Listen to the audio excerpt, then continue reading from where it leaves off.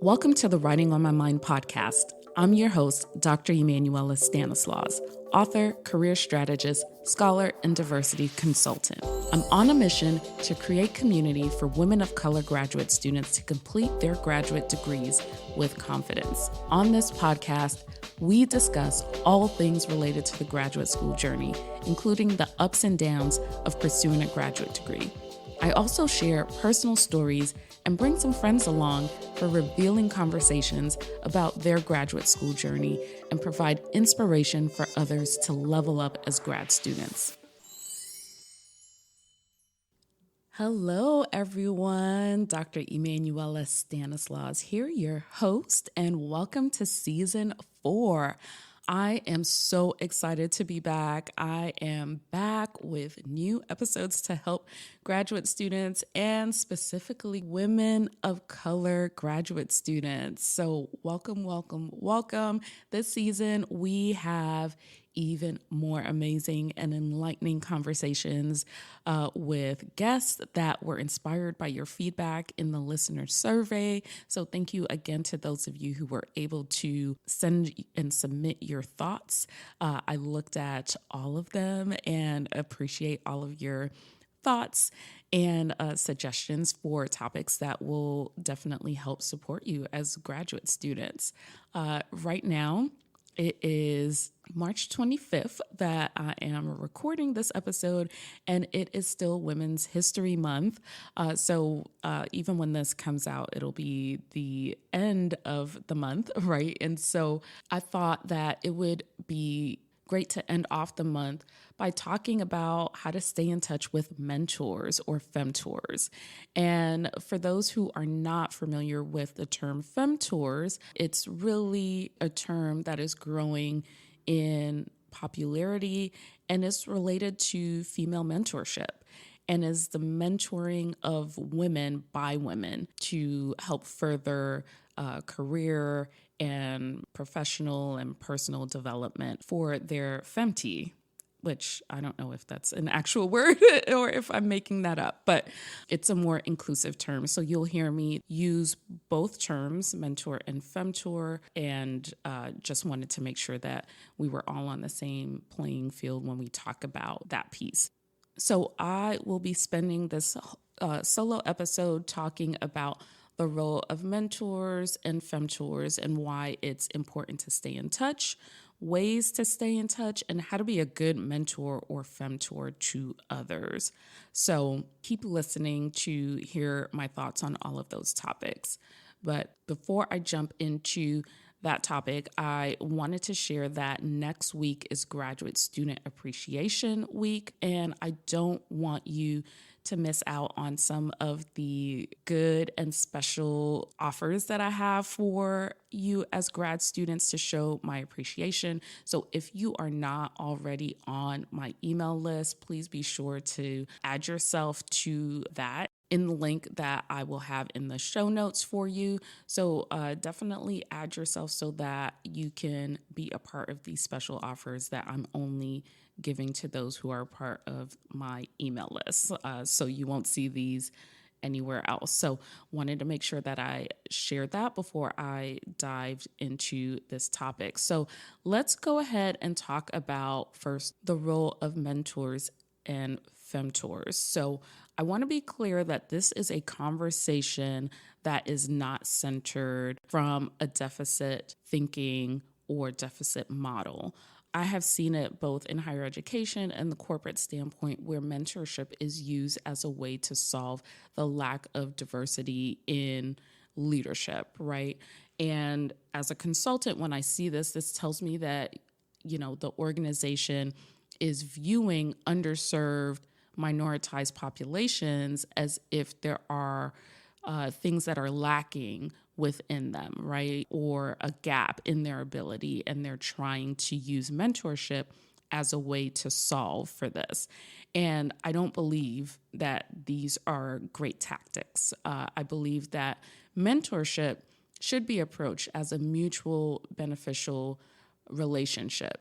And furthermore, I really think that when folks are using this, approach to mentorship or femtorship in terms of like helping to fill a gap, what it also tells me is that you're viewing these groups of people as if something's wrong with them. And my standpoint is there's nothing wrong with those groups of people, but it's something wrong in the way that you're assessing their skills. And so I'm not going to stay on this soapbox for too long, but just wanted to share with you the thought process that I have and what I want to challenge and push back on when we think about these mentorship relationships. And I think that will also inform you if you're a mentee or femtee where you may be feeling like that mentor or femtor should just be pouring into you. I want to push back on that. You have something to add to these relationships, and you have a point of view, you have a perspective that you can also offer up, right? And so that ties into the piece that I talked about before about mentorship relationship being beneficial on both sides. Both sides can learn as a result of being in relationship. Both can find joy. Both sides can grow personally through learning how to be a better listener or communicator, problem solver, and supporter, and much more, right? Those are just a few ways. But it also allows you both to see different perspectives. However, we don't see enough diversity in high levels and high wage roles because of sexist and racist views about minoritized populations. And if you are a woman who is not white and are also neurodivergent, you're living with a disability, or have other intersecting identities that are minoritized, then the challenges are compounded, right? So wanted to make sure that I call that out. I believe that the mentee should typically drive these relationships, especially if it's not a company or institution sanctioned mentorship program and relationship. You, as the mentee or femtee, have to be really clear about what you want personally and professionally so that you can be able to drive the success of these relationships. So think about how your mentor can get you to where you want to be.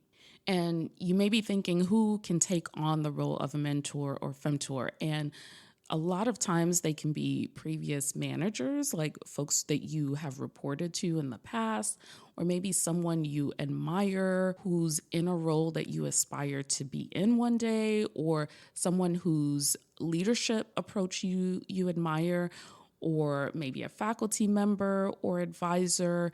The list can go on and on. It can actually be someone that you don't know, that you admire from afar, that you would want to get to know and for them to get to know you, or it can be someone who you have an existing relationship with. So that's kind of a little bit of background on the role of mentors.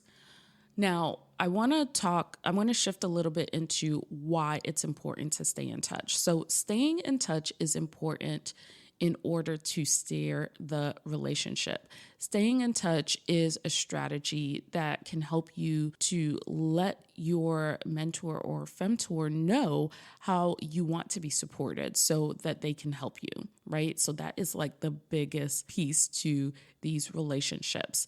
The biggest benefit is the ability to network and access the network of that mentor or femtor.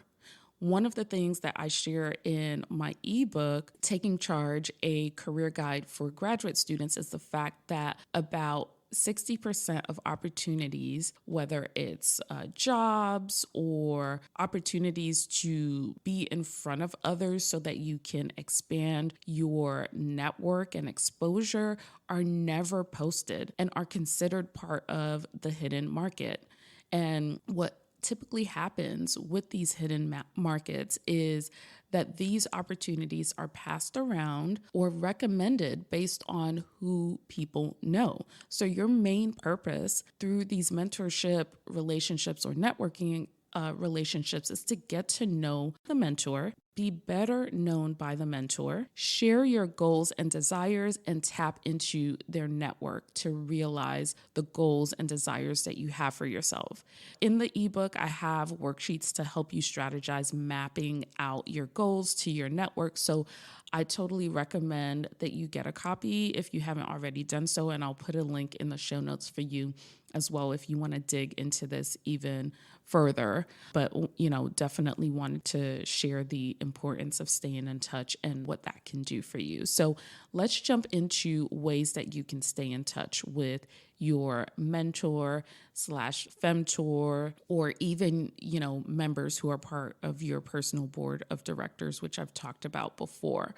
Right? So it's that whole idea of having more than one or two folks who you can reach out to for various things. So the ways that I'm sharing in terms of staying in touch are things that I personally do. So I just wanted to share that with you to let you know where these are coming from. So the first easy way that I take to stay in touch with mentors and femtors is to reach out on their birthdays or special anniversaries.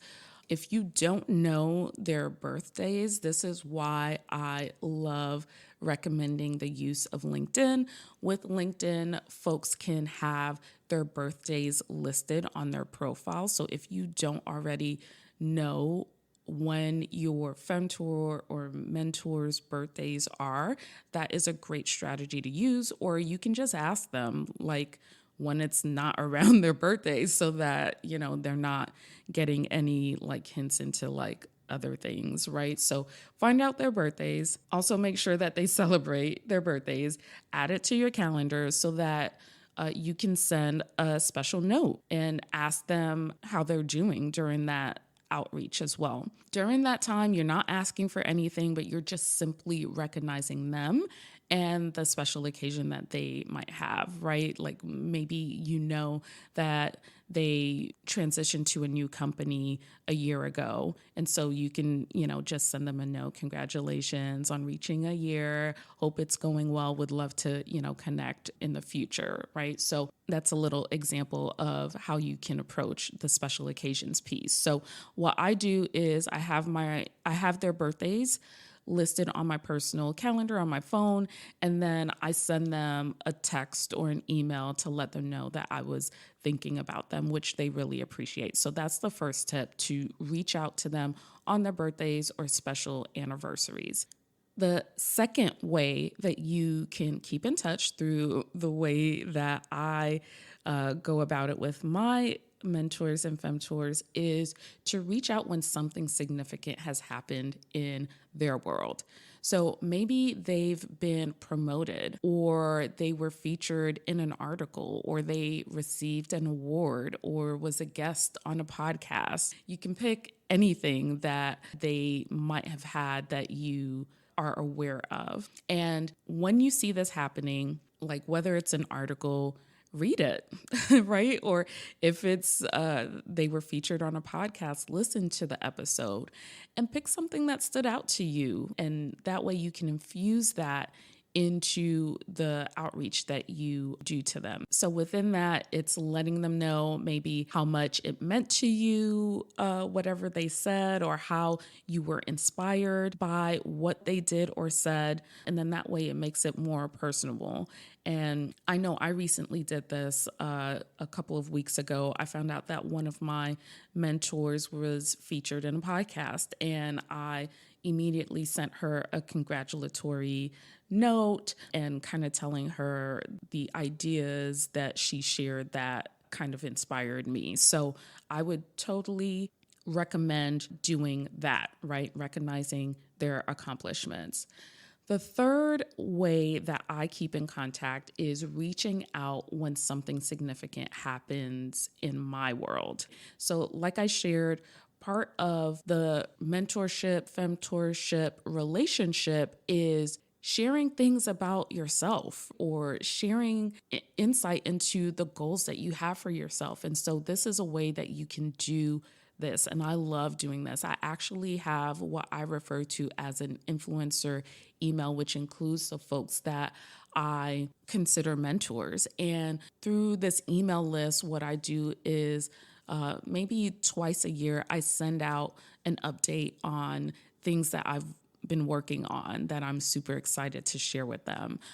In there, I've shared about the books that I've published or articles that I've published or speaking engagements that I've had. And in there too, when I'm doing this outreach, I may ask for their help or assistance in connecting with other people or helping to spread my mission with supporting women of color graduate students. So I would definitely recommend this. I know it may feel weird, but if you are engaging with people who genuinely care about you, who want to see you succeed, then I would say that this is a tip and an avenue that you can take that isn't always used and will allow you to stand out. So definitely reach out to your mentors or femtors to share when something significant has happened in your world. The next thing that I would suggest that you do is reach out for advice.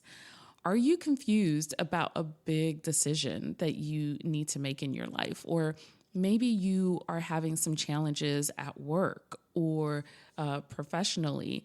This is a great way for you to reach out.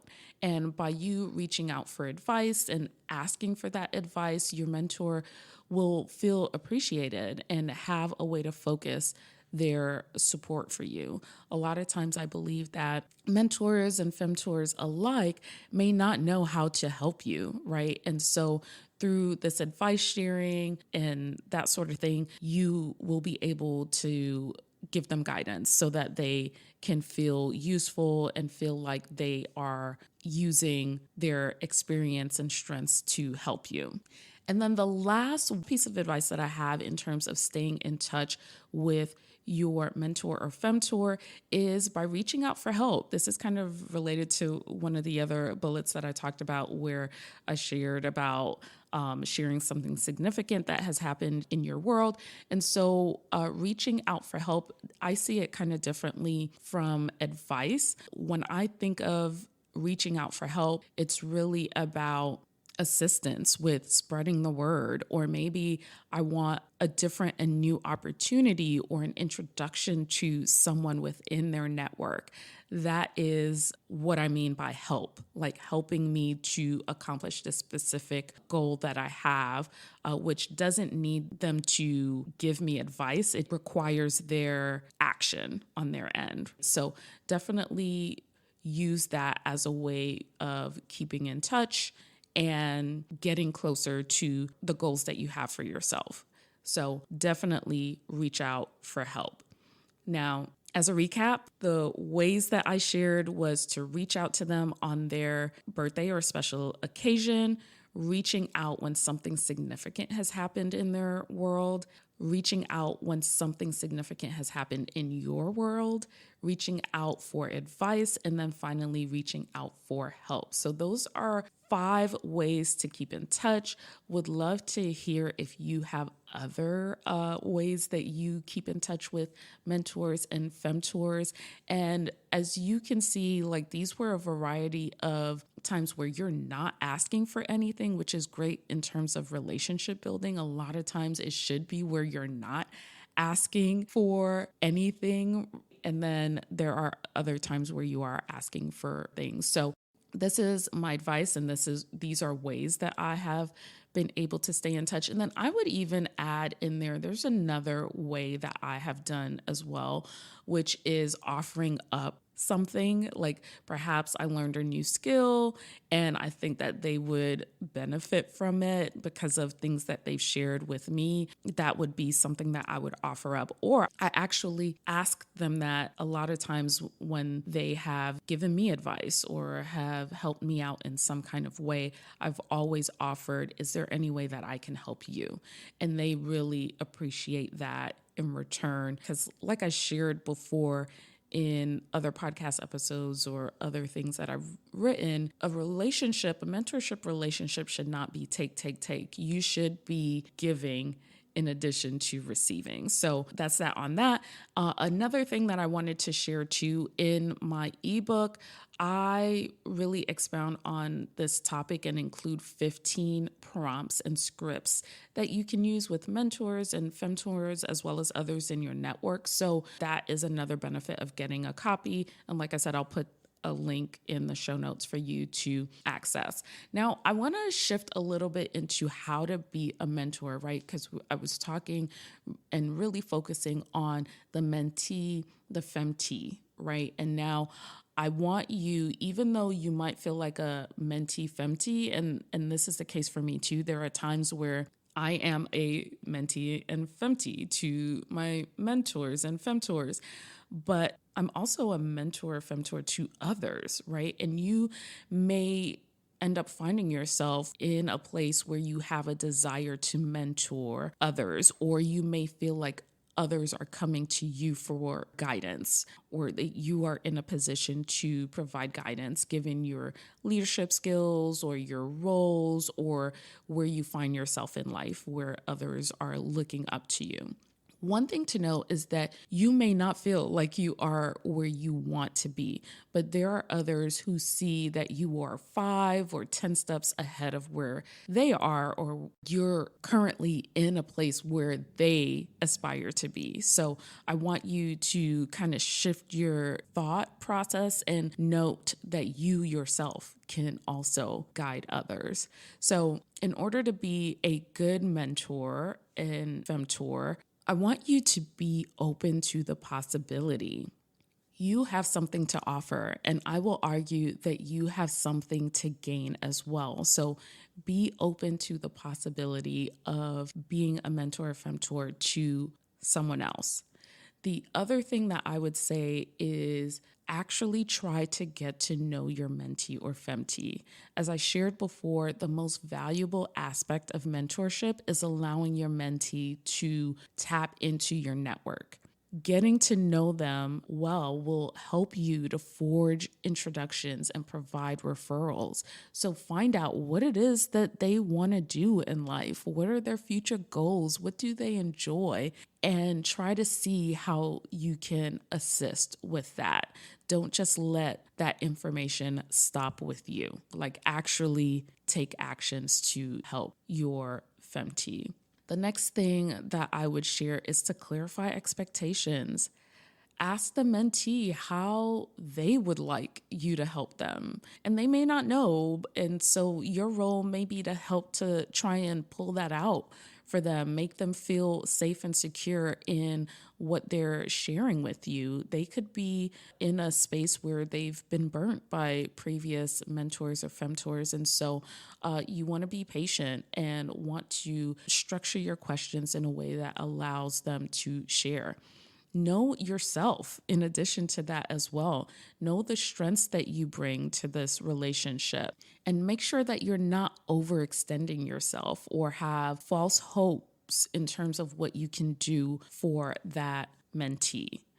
And then lastly, practice active listening skills, giving those verbal cues, being aware of your body language, your facial expressions, all of that good stuff, and just creating a space where the mentee feels safe, they feel heard, they feel like they have an advocate in you. So I would definitely suggest encompassing all of these areas in order to be a good mentor. Again, being open to the possibility of guiding others, actually taking the time to get to know your mentee, clarifying expectations, and then lastly, practicing active listening skills. And we will continue to have conversations throughout the season about mentorship and femtorship relationships. So stay tuned. This is going to be a constant thing that comes up in future episodes. I will be talking to guests about mentorship as well as sponsorship relationships, and we will get into what is the difference of these pieces and why it's important for women of color to know what these relationships look like and have both of these relationships going on as you navigate undergrad, grad school, and your professional career as well. So be sure to subscribe to the podcast or follow, depending on what platform you listen to, so that you don't miss a future episode. And that is everything that I have for you all today on this topic. And again, I am so glad to be back, and I'll see you on the next episode. Bye. That's a wrap. Thank you so much for listening to another episode of the Writing on My Mind podcast. If you'd like to support the podcast, make sure you follow the show wherever you listen to podcasts, rate the show, and leave a review on Apple Podcasts. You can also donate to the show by clicking the support link in the show notes. Your donations help me to continue to put out new episodes to help support you and other women of color graduate students. I'd also love it if you can spread the word to other women of color graduate students to grow our community. Also, be sure to follow me on Instagram, TikTok, and Twitter at Dr. Emmanuela.